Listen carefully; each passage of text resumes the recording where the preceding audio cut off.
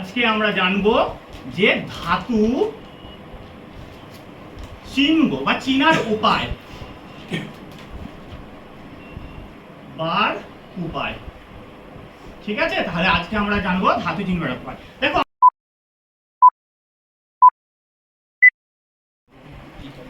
Good morning student, কেমন আছো তোমরা? সবাই সবাই ভালো আছো? কি বলছো? আমিও খুব ভালো আছি। আচ্ছা, কালকে তোমরা তো কর্মক্ষেত্রে দেখলাম অনেক কিছু জমা দিয়েছো। কেউ দেখলাম পাখা, কেউ দেখলাম খেজুর পাতা ঝাঁটা, আবার কেউ দেখলাম মোমের পোড়েন তৈরি করেছিলে না? এরকম কে করেছো আমি জানি না, কিন্তু দেখলাম এরকম আমার পোড়েনটা খুব দেখতে ভালো লাগলো। এরকম একটা পোড়েন তৈরি করেছিলে দেখলাম। আর একজন আচ্ছা পোড়েনটা তৈরি করেছিল, আর দেখলাম যে সব পুতুল দিয়েছিলে, কেউ মোমের পুতুল দিয়েছিলে, তাই তো? আচ্ছা, এই পোড়েনটা তোমরা কি দিয়ে তৈরি করেছিলে গো? যে দিয়েছিলে কি বলছো? তুমি দিয়েছিলে? আচ্ছা, কি দিয়ে তৈরি করেছিলে? মোম দিয়ে? তুমি নিজে করেছিলে না কেউ সাহায্য করেছিল তোমাকে? মা? আচ্ছা আচ্ছা আচ্ছা আচ্ছা, মোম দিয়ে তৈরি করেছিলে, তাই তো? দেখো, আর আমরা প্রত্যেকদিন স্কুলে এসে তোমরা তো খেলা করো, খেলা করতে করতে কি করে বোঝো যে কখন আমাদের প্রার্থনা হচ্ছে বা প্রার্থনার জন্য আমার দিকে গিয়ে দাঁড়াতে হবে? কি করে বোঝো গো তোমরা? কি বলছো? ঘন্টার ধ্বনি শুনে, না? ঘন্টা পড়ে। আচ্ছা, ঘন্টা সবাই দেখেছো তোমরা? দেখেছো? আচ্ছা দেখো তো, আমি এখানে ঘন্টাটা আঁকার চেষ্টা করছি। এরকম করে একটা গোল চাকতি থাকে, আর এখানটা দেখো এটা একটা ঘন্টা, ঠিক আছে? আচ্ছা, এইটা হচ্ছে পোড়েন ছিল। আচ্ছা দেখো, এই ঘন্টার ধ্বনি তোমরা শুনে যে যেখানে থাকো এসে আমাদের প্রার্থনার জন্য দাঁড়িয়ে যাও। আচ্ছা, এই যে ঘন্টাটা, সেটা তোমরা কি সবাই ভালো করে দেখেছো যে এই ঘন্টাটা কি দিয়ে তৈরি বা কেমন? কি বলছো? আচ্ছা দেখোনি? আচ্ছা, আজকে এই ক্লাসটার পরেই আমাদের ওই যে অফিস রুমে আছে না, ওখানে গিয়ে আমি এনে তোমার দিকে সবাইকে দেখাবো, ঠিক আছে? এই ঘন্টাটা কি দিয়ে তৈরি, আর এই ঘন্টাটা কি দিয়ে তৈরি সেটা সম্বন্ধে আমাদের পরিবেশ। তাহলে বিষয়টা হচ্ছে, দেখো আমাদের পরিবেশে একটা খুব সুন্দর গল্প বলা আছে। আমাদের পরিবেশ বইয়ে দেখো 26 নম্বর পেজটা খোলো। 26 নম্বর পেজে দেখো যে ধাতুর ব্যবহার এবং ধাতু চিনব কি করে, এই দুটো আছে, কিন্তু আমরা প্রথমে ধাতু চিনব কি করে সেটা জানবো। তাহলে আজকে আমরা জানবো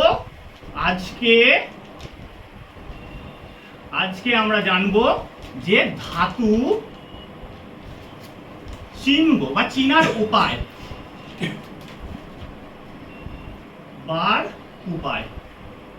ঠিক আছে। তাহলে আজকে আমরা জানবো ধাতু চিনবার উপায়। দেখো, আমরা প্রথমেই যে গল্পটা বলেছিলাম সেটা হচ্ছে মোম দিয়ে একটা পোড়েন তৈরি করেছিলাম।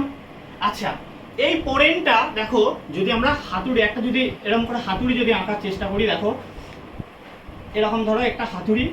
আচ্ছা, এটা ধরো একটা হাতুড়ি, ঠিক আছে? একে এখানে একবার জোরে আমি মারলাম। এটা ধরো মোমের হচ্ছে পোড়েনটা, এখানে আমি জোরে একবার মারলাম, দেখো শব্দ পাচ্ছি। কিন্তু এই ঘন্টাটা যদি হাতুড়িতে দিয়ে পেটানো হয়, দেখবে আমরা যেখানেই থাকি যে হ্যাঁ এবারে আমার দিকে ক্লাসে যেতে হবে বা আমাদের প্রার্থনা করতে হবে, আমরা শুনতে পাই। তাহলে দেখো, এটাকে আঘাত করলে আমরা আওয়াজ পাচ্ছি না, কিন্তু এটাকে আঘাত করলে আমরা আওয়াজ পাচ্ছি, তাই তো? তাহলে আমরা একটা খুব সুন্দর একটা জিনিস শিখলাম যে ধাতুকে আঘাত করলে আমরা আওয়াজ পাই বা আওয়াজ উৎপন্ন হয়। তাহলে একটা আমরা জানলাম আওয়াজ উৎপন্ন হয়। আকার বুড়গিজ্জ আওয়াজ। আচ্ছা, এটা মুছে দিলাম। হ্যাঁ, আওয়াজ উৎপন্ন হয়, ঠিক আছে? আচ্ছা, আমাদের তো স্কুল ব্যাগে প্রত্যেকের থালা আছে না? কি বলছো? থালা আছে। আচ্ছা, এই থালাটাকে যদি আমরা রোদে রেখে দিই কি হবে গো? কি বলছো? গরম হয়ে যাবে। হ্যাঁ, ঠিক বলেছো, গরম হয়ে যাবে না? তাহলে দেখো, এই থালাটা আমরা কিসের থালা বলি গো? স্টিলের। আচ্ছা, স্টিলের থালা না? দেখো, তাহলে এই থালাটা স্টিল দিয়ে তৈরি। তাহলে এই দেখো, একে রোদে রেখে দিলে গরম হয়ে যাচ্ছে, তাহলে ধাতুকে রোদে রেখে দিলে গরম হয়ে যাবে। তুমি পোড়েনটাকে বা তুমি দেখি কাঠ যদি পড়ে থাকে না, কাঠ তো সবাই দেখেছি আমরা, কাঠ যদি পড়ে থাকে দেখবে গরম হবে না বা গরম হলো খুব কম, কিন্তু টিনের থালাটাকে রাখো বা স্টিলের থালাটাকে রাখো, দেখবে খুব তাড়াতাড়ি গরম হবে, দ্রুত গরম হবে। তাহলে কি হয় যে গরম হয়ে যায়, গরম হয়ে যায়।